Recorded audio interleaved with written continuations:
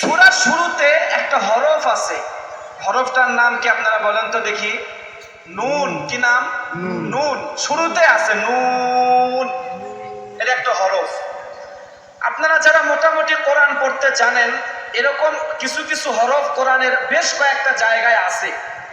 যেরকম শুরুতে একটা আছে আলিফ লাম মিম, আছে না?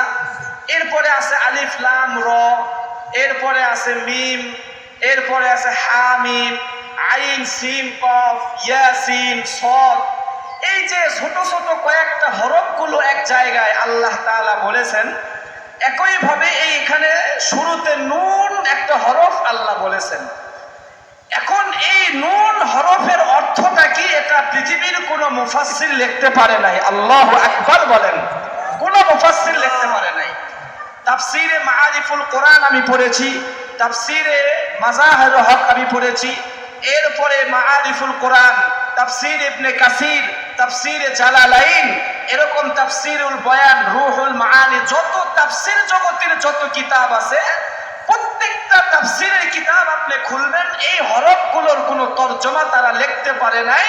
ওনারা লিখেছেন ওয়াল্লাহু আ'লামু বিযালিক, অর্থাৎ এই নুন হরফের অর্থ একমাত্র আল্লাহই ভালো জানে। বলেন আল্লাহু আকবার।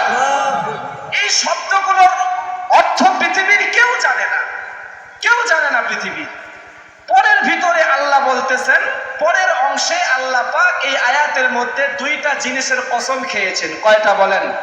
দুইটা। কসম খাওয়া বুঝেন? মানে আপনারা একটা কিছু হলে কসম খাই না, তো আল্লাহ তাআলাও কসম খেয়েছেন এই আয়াতের মধ্যে। দুইটা জিনিসের কসম খাইছেন।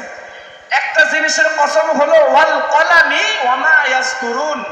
কয় এক নাম্বার জিনিসের কসম আমি আল্লাহ খাইলাম, সেটা হলো কলমের কসম। কলম।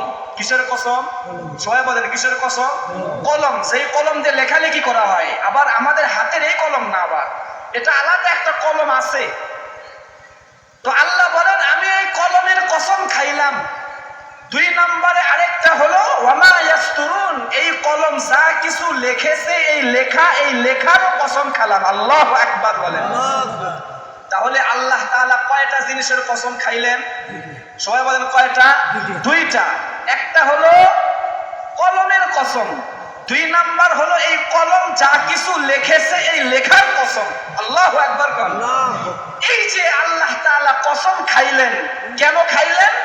এবার আল্লাহ পাক বলতেছেন আমি কসম খেয়ে আমার বন্ধু জনাবে মুহাম্মাদুর রাসূলুল্লাহ সাল্লাল্লাহু আলাইহি ওয়াসাল্লামের উপরে একটা কথা বলেছি। বলেন না আল্লাহু আকবার। কি বলেছেন? আল্লাহ কয় ওগো নবী মুহাম্মদ, আপনার জন্য আমি কসম খাইলাম দুইটা।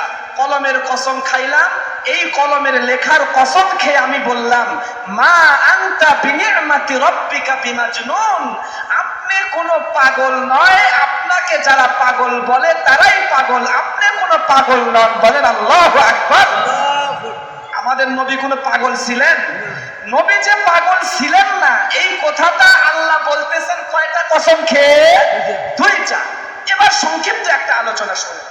এই আয়াত, এই দুইটা আয়াতের তরজমাটা বোঝার জন্য সংক্ষিপ্ত একটা কথা শুনেন।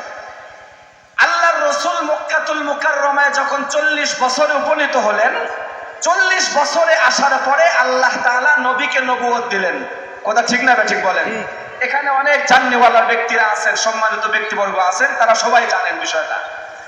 40 বছর বয়সের আগ পর্যন্ত আল্লাহর রাসূল কাউকে নামাজের কথা বলে নাই, কাউকে যাকাতের কথা বলে নাই, কাউকে সৎ পথে আসার কথা বলে নাই, কাউকে সৎ কাজের আদেশ অসৎ কাজ থেকে নিষেধ করে নাই। কিন্তু 40 বছর বয়সে আল্লাহ পাক যখন নবীকে নবুয়ত দান করলেন, তো নবী নবুয়ত পাওয়ার পরে মক্কার মধ্যে আসিয়া মক্কার গোত্রের নাম ধরে ধরে ধরে ধরে আল্লাহর রাসূল ডাক দিলেন।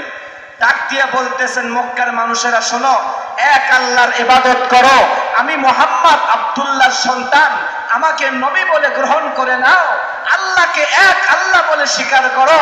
তোমরা যে মুশরিকরা, তোমরা যে দেবতার পূজা করো, লাত উজ্জা হবল ধবলের পূজা করো, ওই সমস্ত মূর্তি দেবদেবীদের পূজা বাদ দিয়া আমি নবী, আমাকে নবী বলে গ্রহণ করো, এক আল্লাহর ইবাদত করো, তো মরণের সাথে সাথে জান্নাত। আল্লাহু আকবার বলেন। আল্লাহু আকবার। কথা ঠিক না ঠিক বলেন? যখনই আল্লাহর রাসূল দ্বীনের এই দাওয়াত দেয়া শুরু করলো, এখন মক্কার মুশরিকদের চান্দি গরম। কথা বুঝেন নাই? এরা এখন কয়, কিরে আব্দুল্লাহর সন্তান মুহাম্মদ তো এতদিন ভালোই ছিল, এখন দেখি হুট করে আমাদের বাপ দাদার ধর্মের বিরুদ্ধে কথা বলে। কথা বুঝেন নাই? কয় এখন দেখি আমাদের বাপ দাদার ধর্মে আমার দিকে চুনকালি মাখায়। এই আব্দুল্লাহর সন্তান মুহাম্মদ আসলেই পাগল হয়ে গেছে। নাউজুবিল্লাহ কর। আপনারা বলেন তো দেখি, আল্লাহ রাসূল কি পাগল? বলেন, নবী কি পাগল? 40 বছরের আগে নবী ভালোই ছিল।